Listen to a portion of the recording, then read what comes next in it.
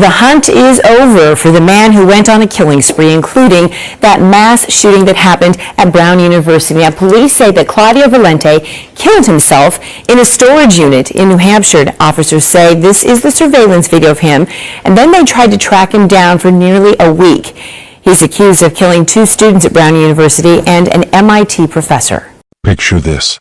It's a Tuesday morning, December 13th, 2025. Final exams week at Brown University, Providence, Rhode Island. Students are pulling all-nighters, buzzing with that familiar end-of-semester energy, tired, stressed, but almost free. In a building called Barus and Holley, a group of students showed up for an optional economics review session. They didn't have to be there. They chose to be there because they wanted to do well. They had no idea that choice would cost 2 of them their lives. Because somewhere on that campus, a 48-year-old man, unseen there for over 2 decades, was walking through the doors with a gun. His name was Cláudio Manuel Neves Valente. And by the time anyone understood what was happening, 11 people had been shot. Stay with me because this is a story about obsession, decades of silence, and a question that may never be answered. Why? The shots ring out without warning. 11 hit. Chaos. Screaming. Students diving under desks, running for exits, calling 911. When the dust settles, 2 are dead. Ella Cook, Vice President of Brown's College Republicans. Engaged, driven, showing up on the very last stretch of her semester. Muhammad Aziz Yumurzakov, a recent high school graduate from Virginia, barely arrived at the next chapter of his life. Just getting started. 9 others wounded. Brown cancels all exams. The campus locks down. And the shooter? Already gone. Here's what made this chilling. He wasn't a student. Not faculty. No recent connection to Brown at all. So who was he?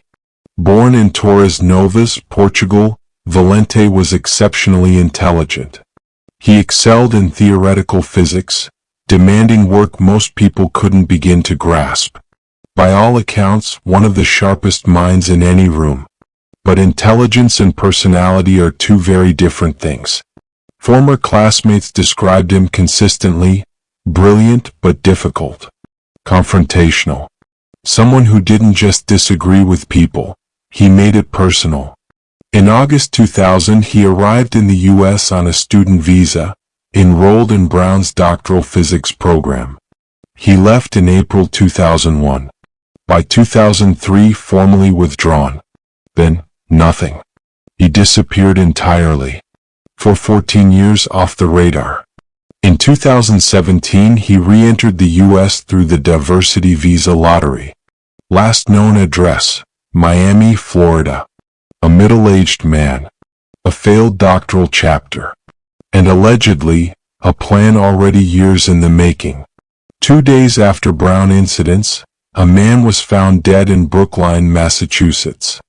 Nuno Loureiro. A professor at MIT. A respected physicist. Valente was identified as his killer. Investigators found a connection stretching back to Portugal. Valente and Loureiro had attended the same physics program from 1995 to 2000. Classmates. They knew each other.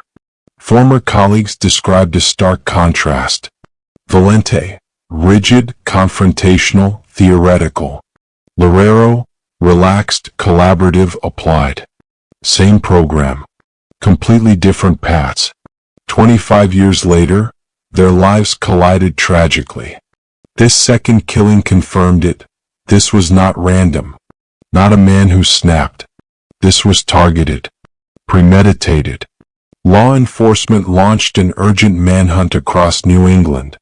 The break came from a man known only as John, who had encountered Valente inside Barus and Holley before the shooting. Something felt wrong. He reported it.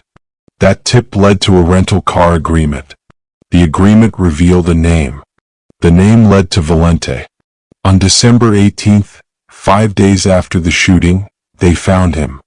Not fleeing. Not hiding. Not even alive. Valente was dead inside a storage unit in Salem, New Hampshire. Self-inflicted gunshot wound. He had been dead 2 days before anyone found him. He rented that unit in advance. He went there knowing he wasn't coming out. And it was not empty. Inside, the DOJ recovered video recordings. Valente looked directly into a camera and confessed. He admitted to the killings. Said he had been planning them for years. He denied online rumors of religious or political motivation. Said he felt no hatred for the United States. No love. Just nothing. Then came the moment everyone waited for. The motive. He gave none.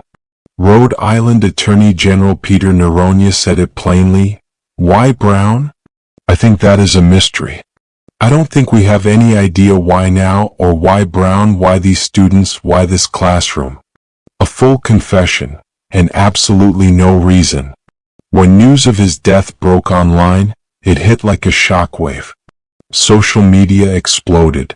People were relieved he'd never stand trial, and furious he'd never face one. Families who wanted to look him in the eye in a courtroom never got that chance. He planned for years. Executed without hesitation. Confessed on camera. And died on a timeline he had already chosen. No arrest. No trial. No justice looking him in the face. Just a storage unit. A camera. And a dead man who took his reasons to the grave. Ella Cook had a future. Muhammad Aziz Yumurzakov had a future. Nuno Loureiro had built one. And they will spend eternity as the answer to a question no one got to ask. What? Share this. These victims deserve to be more than headlines. Drop a comment.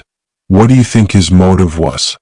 Because Cláudio Valente made sure no one would ever know. Subscribe for more. See you in the next one.